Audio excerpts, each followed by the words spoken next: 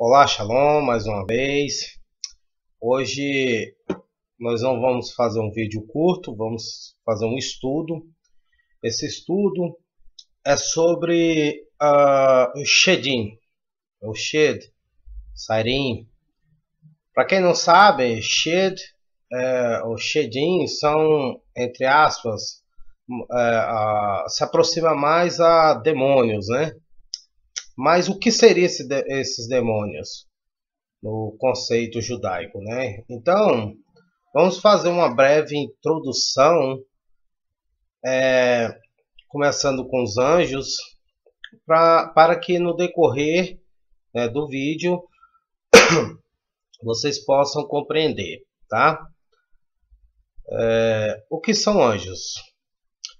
A definição de anjos no conceito judaico não tem o mesmo sentido que anjos na visão cristã ocidental. Lógico que para ambas as visões o termo anjo significa mensageiro. Porém, na cultura judaica, qualquer ser da criação pode ser um anjo. Por exemplo, seres humanos, fogo, vento, morte, sombra, animais, átomos, leis da física, leis da natureza, etc. Ou seja, qualquer coisa da criação, qualquer coisa que o Criador criou pode ser usado como malach, como mensageiro. O Eterno pode usar como mensageiro, né, qualquer coisa da criação. Já no conceito ocidental cristão, anjos já são mensageiros também, mas são seres metafísicos, seres espirituais, com formas definidas que agem entre os mundos físicos e materiais. Seres místicos, com inteligência divina, algo que chega a ser quase divino, vamos assim dizer, né? Mas malach, que significa mensageiro, não é um ser místico com inteligência divina, com aparência mística, mas uma força que cumpre, no conceito judaico, uma força que cumpre roboticamente, como se fosse algo programado, como um robô, à vontade do Criador. Ou seja, é algo criado para seguir à risca a vontade do Criador, né? Seria mais seguro dizer que um malach, um anjo, é a própria vontade do Criador, no conceito judaico. Mas o termo hebraico é também usado quando em guerras, por exemplo, reis mandam mensageiros, ou seja, malachim, conceito de malach, o malachim, também é referido no Tanar como pessoas, literalmente pessoas, quando os reis mandavam essa determinada pessoa e um mensageiro e levar, por exemplo, uma mensagem ao rei, ou, por exemplo, ao rei Davi, ao rei Shaul e assim por diante, né? Então, o termo malach, ou melachim, não se refere só à vontade do Criador, mas também uma mensagem literal entre uns seres humanos a outros seres humanos. Portanto, a palavra malach só se refere ao sentido de anjos, quando antes vem a indicação que é algo mandado ou enviado pelo Criador. Tá? Vamos entender isso com mais cautela para ficar mais fácil a compreensão. Desculpa, gente, um pouco gripado.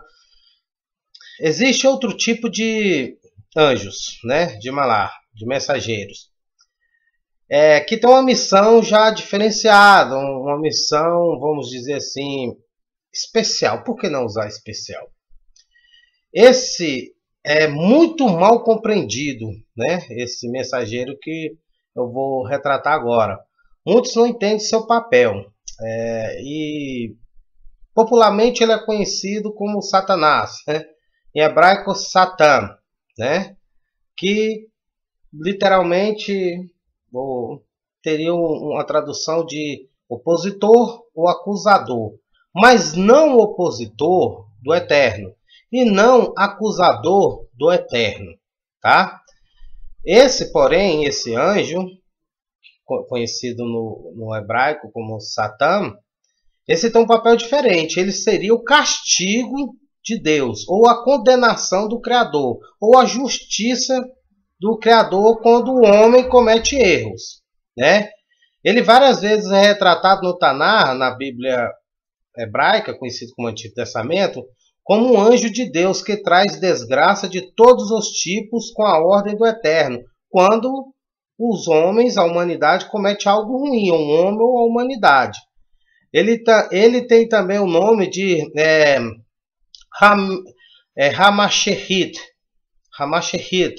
que significa também destruidor. Esse anjo, esses anjos que têm um papel de acusadores, de destruidores, também são chamados de Hamashehit, que significa destruidor.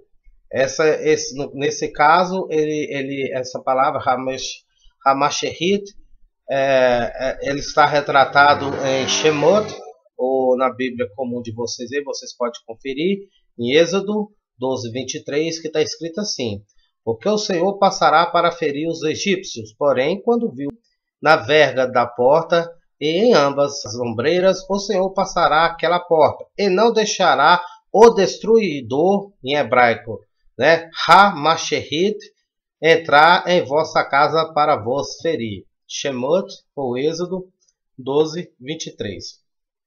Então, o anjo destruidor, no Taná, que está na mesma linhagem de Hassatan, né? Que é Lamaleach e Hamashehit.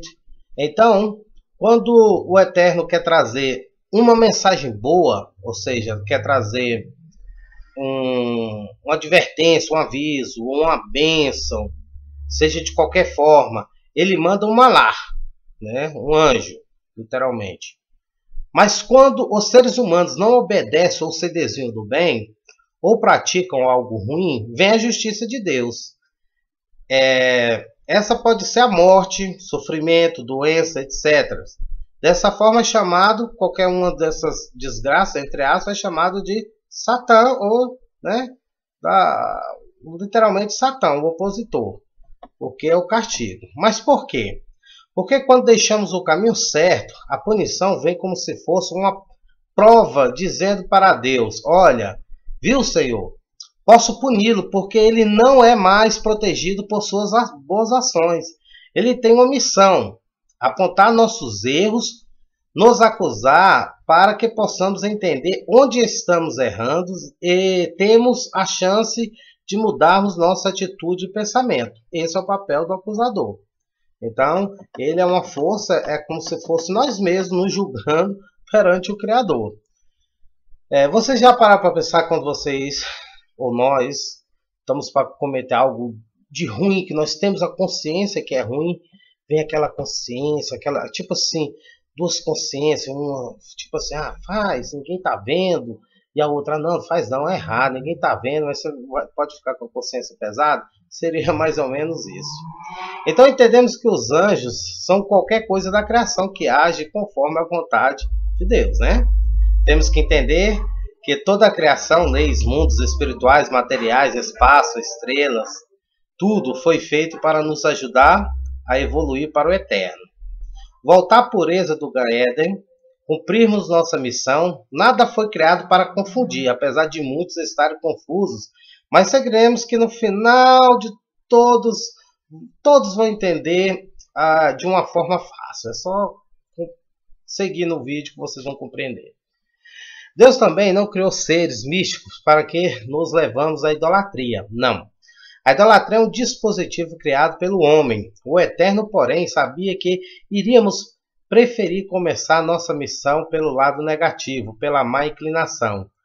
O Eterno, porém, decidiu criar tudo, toda a criação, estrela, luz, escuridão, mundos espirituais, universo, matéria, etc. Tudo para que nos vemos, sentimos e entendemos, e ainda vamos entender até o conceito de eternidade. Foi o Criador quem criou. Então, até aquele conceito de infinito, o conceito de nada, foi o Eterno que criou. De universo, foi o Eterno que criou. para nos ajudar a cumprir nossa missão. Por isso que, né, nós temos que observar no livro de Gênesis, em Bereshit 1, versículo 1, afirma de uma forma resumida que foi uma força única,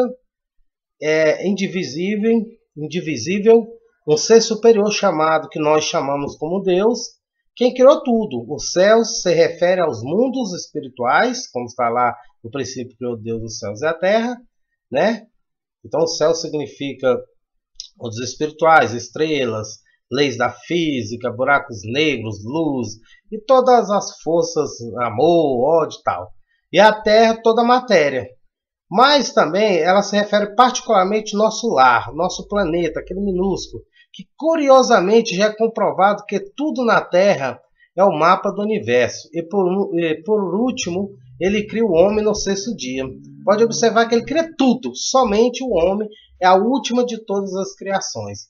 Depois de ter criado tudo, e depois foi o sétimo dia, o Shabat, assim está escrito lá em Gênesis. Então, agora vamos começar a entender o porquê que o Eterno criou tudo e, por último, deixou o ápice da obra-prima, o xodó da criação, o homem. A vontade do Eterno é que o homem carregasse toda a criação em seu DNA, espiritual e material, ou seja, ele quer que toda a criação se sujeitasse ao homem. Está lá em Gênesis 1, versículo 28 ao 31. E Deus abençoou, e Deus lhes disse: frutificai e multiplicai-vos, e enchei a terra e sujeitai-a, e dominai-a sobre os peixes do mar, sobre as aves do céu, e sobre todo animal que se move sobre a terra. E disse Deus: eis que vos tenho dado toda a erva que dê semente, que está sobre a face da terra, de toda a terra, e toda árvore em que há frutos, que dê semente, ser-vos-ás para mantimento. E todo animal da terra, e toda ave do céu, e todo réptil da terra, em que há alma vivente, toda a erva verde será para mantimento. E assim foi. E viu Deus tudo quanto tinha feito. E eis que era bom, e foi a tarde e a manhã do dia sexto. Então, podemos analisar. Olha o que fala no Salmos 115, versículo 16.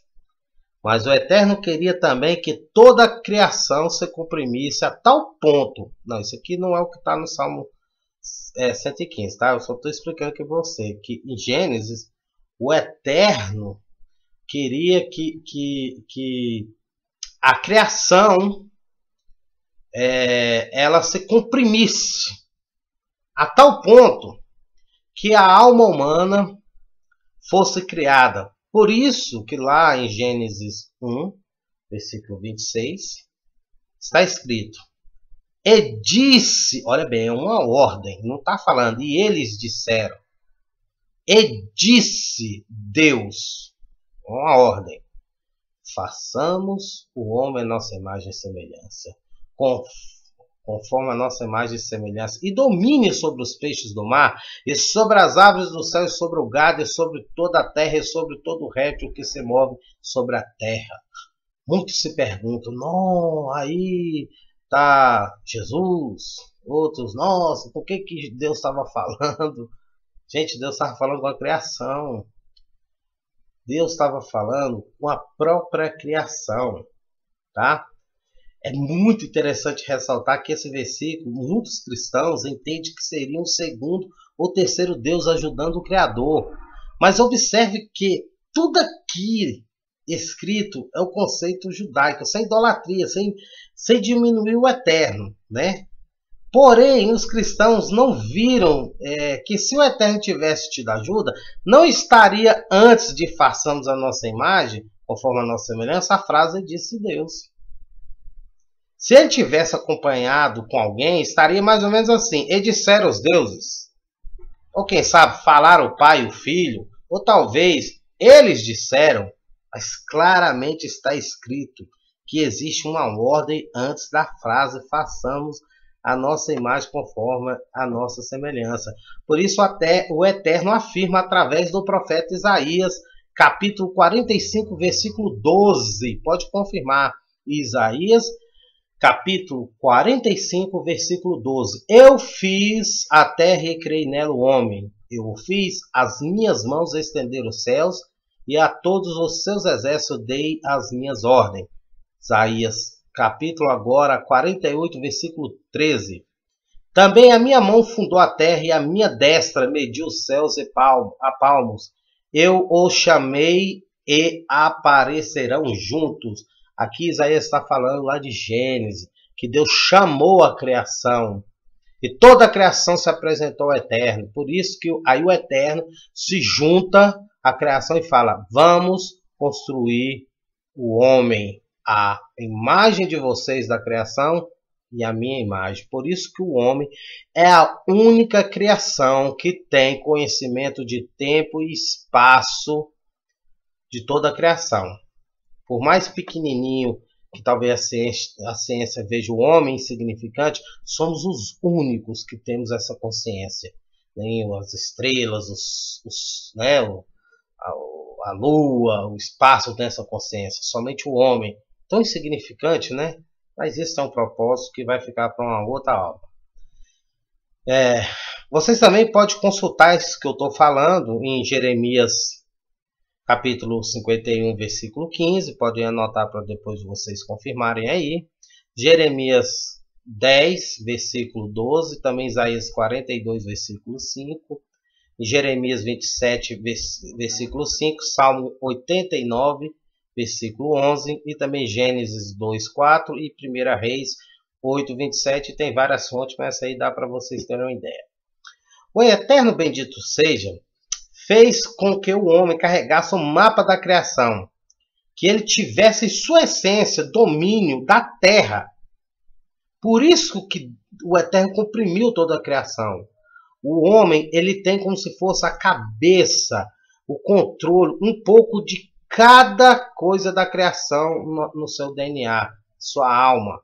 Por isso que toda a criação tem que sujeitar a nós, né? Vamos esclarecer uma coisa. A palavra Adão, ou Adão, não é um nome próprio, mas uma palavra que significa toda a humanidade, né? A palavra que significa literalmente um ser, ou seja, um homem, literalmente um homem, é Ish, que significa homem.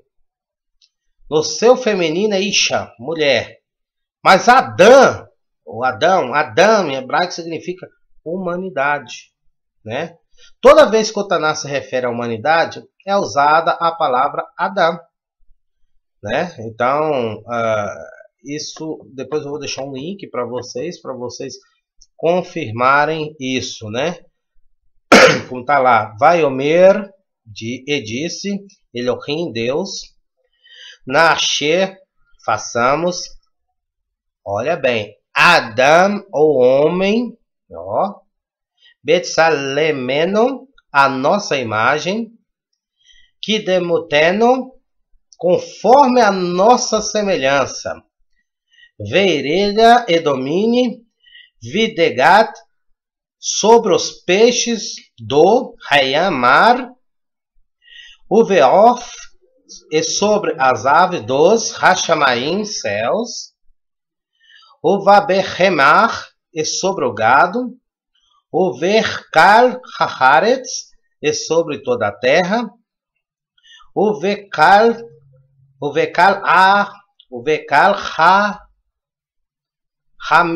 Haremes, desculpa gente, tá pequenininho aqui que eu anotei, e sobre todo réptil, Haremes, que se move al Haharetz, sobre a terra. Então, observem que quando chegou na palavra o homem, simbolizando toda a humanidade, fala-se Adão, tá?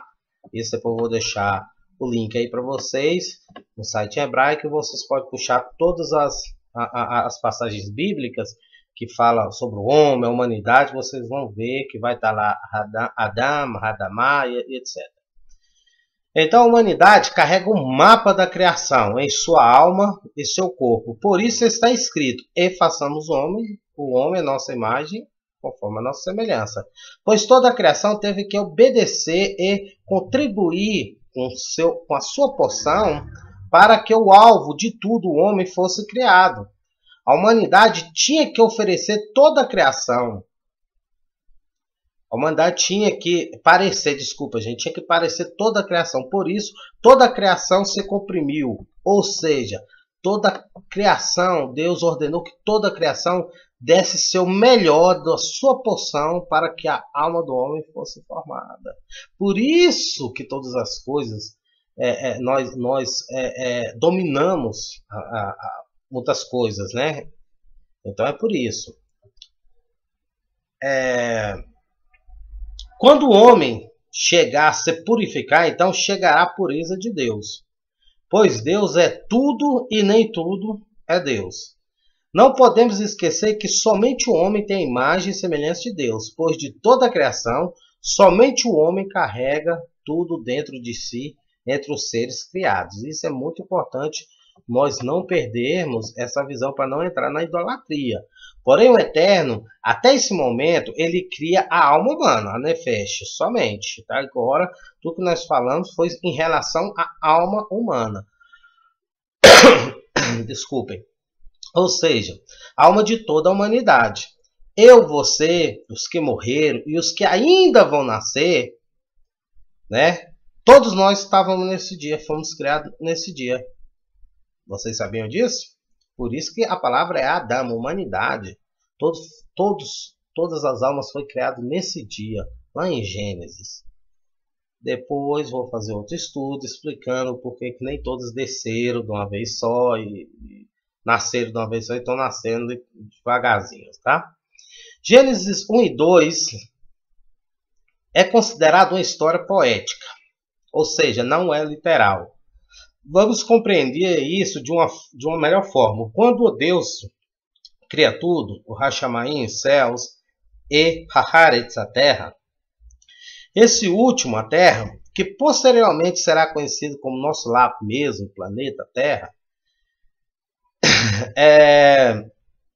como a alma já tinha sido criada lá em Gênesis 1, onde as forças e toda a criação foi ordenada a ser comprimida e dar o seu melhor para criar a alma humana, agora faltava uma coisa, o complemento, né? Faltava o Haaretz, a parte palpável, né? A matéria, porque como Deus queria a perfeição do homem, Deus já tinha criado a alma do homem perfeita, mas faltava a parte da terra, lá em Bereshit bara Elohim et ha-shamayim, quer dizer, os céus e a terra. Agora faltava a parte do homem terrena, né? E faltava esse complemento, a roupagem dessa alma, né? Ou seja, faltava a parte física da matéria. Aí acontece lá em Gênesis 2, que muitos confundem. Em Gênesis 2 começa a vestir essa parte que seria a matéria. E o que está escrito? E formou o Senhor Deus o homem do pó da terra, e soprou em suas narinas o fôlego da vida, desculpem, e o homem foi feito alma vivente. Gênesis 2:7. Observe. Por isso, lá em Bereshit, Gênesis, é retratada a criação do homem duas vezes. Uma no primeiro capítulo e depois no segundo capítulo. Primeiro capítulo, ele cria os mundos espirituais, criação do universo e tudo que há nele, ou seja, todas as energias de toda essa criação. Todas as energias de toda a criação. Tanto que é interessante que sem a luz do sol, a planta não nasce. A luz absorve a energia do sol para que ela possa crescer. Isso já é comprovado cientificamente. Em Gênesis 2, criação dos mundos físicos, são repartidos em duas formas, né? E deu forma física a toda a criação de Gênesis 1. E o mais interessante que é o que Gênesis quer apontar, a criação do corpo humano, da da veste, da roupagem da alma. Em Gênesis capítulo 2, Deus veste o homem com a sua roupagem, assim que Eutaná se refere ao corpo humano. E aonde que está a prova disso, que o corpo... Desculpa, gente. Onde que o corpo é a veste, é a roupa da alma, da nefesh. Em Jó capítulo 10, versículo 11. Está escrito: de pele e carne me vestisse, e de ossos e nervos me tecestes. Está vendo aí? Então, conferem na Bíblia de vocês. Eu estou usando uma linguagem procurando mais fácil possível para não complicar para vocês, tudo bem? O interessante é que essa roupagem tem que cobrir a alma humana. E por isso temos uma aparência, pois nosso corpo molda a alma, a nefesh. Então o Eterno pega uma porção da matéria, pois já estava ordenado lá em Gênesis capítulo 1, e cria a roupa da alma, ou seja, o corpo humano, e nosso corpo com nossa aparência, a aparência de nossa alma nefesh. O sentido de macho e fêmea em Gênesis 1, versículo 2, e o outro em Gênesis 2, versículo 7, tem um significado da criação de livre arbítrio. O Eterno cria a alma humana, como está lá em Gênesis 1. Ele faz uma separação dessa alma, criando duas forças da alma. Uma se chama Yetzer Hará, má inclinação, e a outra é Yetzer Hatov, boa inclinação. Como afirma segundo os livros judaicos que abordam o lado espiritual do Tanar, Bíblia hebraica. Tudo que acontece lá no espiritual tem efeito aqui, e aqui tem efeito lá. Então, essas duas forças também tiveram que ser separadas no mundo físico, terra. Em Gênesis 2, versículo 21 ao 22 está escrito: então o Senhor Deus fez cair um sono pesado sobre Adão, e este adormeceu e tomou uma das suas costelas e cerrou a carne em seu lugar. E da costela que o Senhor Deus tomou o homem, formou uma mulher e trouxe a Adão. Agora vocês vão entender que coisa interessante. Era preciso que saísse da mesma criação, como aconteceu em Gênesis 1, versículo 27. Isso significa que um homem teria dois caminhos para escolher. Um desses dois era a forma que o homem iria completar sua missão e voltar para o Criador. O homem, que é representado como Yetzer Hatov, boa inclinação, e a mulher representada como Yetzer Hará, má inclinação. O Eterno, nos primórdios da criação, já tinha criado a base dessas duas forças, no conceito do bem e do mal. E onde é isso? Em Gênesis 1, versículo 3 ao 4. E disse Deus: haja luz, e houve luz. E viu Deus que era boa luz, e fez Deus separação entre a luz e as trevas. O significado disso não é só que Deus criou a luz, mas que ele deu sentido de duas forças. Isso significa o homem como sua imagem e semelhança, não o homem, mas a humanidade, tanto o homem como a mulher, quero deixar isso bem claro. Também pode criar luz em seu caminho, como pode fazer essa luz se tornar trevas, ou seja, fazer algo ruim se tornar bom, o homem que faz isso, ou algo bom se tornar ruim. Mas por que a mulher é considerada o Yetzer Hará, má inclinação, nesse estudo espiritual? Na verdade, Deus fez isso porque o homem desse valor na sua vida, nas coisas e atitudes que você não pode entender a luz se não conhecer a escuridão. Portanto, a escuridão tem um papel bom. Apesar de o homem achar ruim, ele tem que compreender essa visão que o Eterno nos deu. Como ninguém pode compreender a importância da saúde se que ninguém nunca se adoeceu. Ninguém pode nunca ter a compreensão da dor se nunca se machucou. Ninguém pode ter a compreensão, por exemplo, da desilusão, sendo que ninguém nunca se iludiu.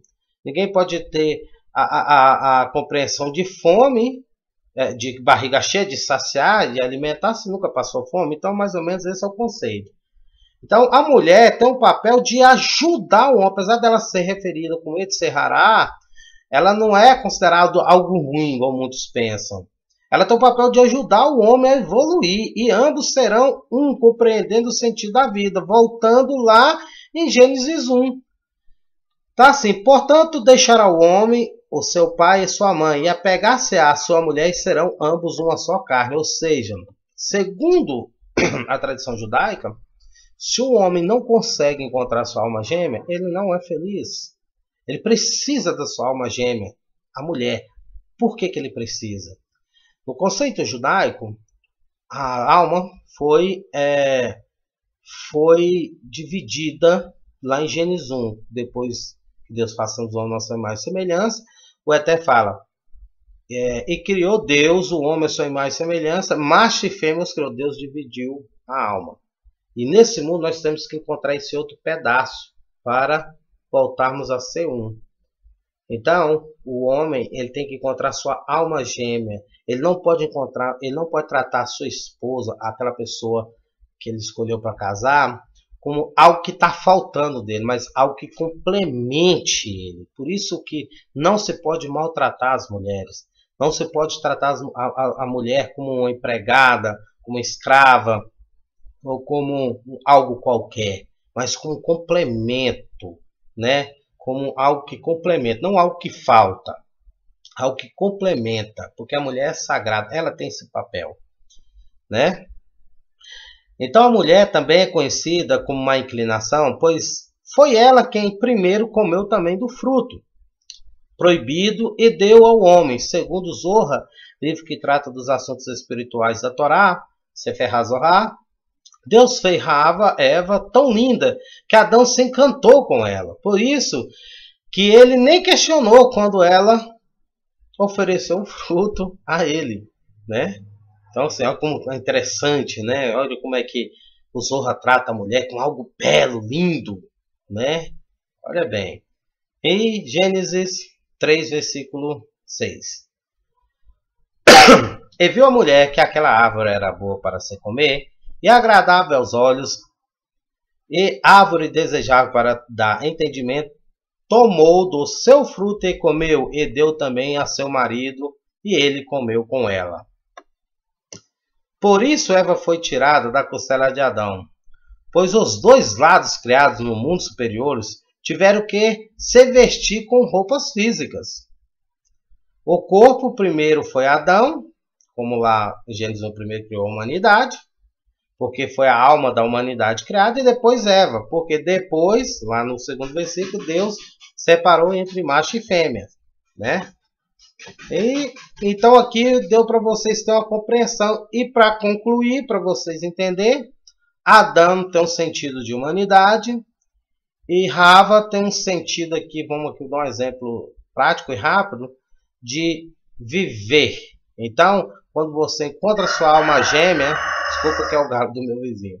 Quando você encontra alma gêmea, é como você tivesse, quando o homem encontra sua alma gêmea, é como se tivesse escrito assim: o homem vive. Essa frase, o homem vive. Então, para o homem viver, ele precisa de uma esposa, de uma mulher de sua alma gêmea. Por quê? Porque é através de um casal que nasce o filho, que nasce a sua geração. Compreenderam? Então, tudo bem. Deixa eu ver quantos minutos tem aqui. Eu não sei se eu vou repartir em 2 vídeos. Eu acho que eu vou repartir em 2 vídeos. Esse é o primeiro um. E agora nós vamos entrar, já que vocês conhecem esse conceito, até agora, nós vamos agora partir para o conceito de o que são os demônios judaicos, né? O que são os Shedins. Como vocês já tiveram uma introdução tranquila, agora nós vamos para a segunda parte. Por favor, assistam a segunda parte, vai ser muito interessante. E até agora.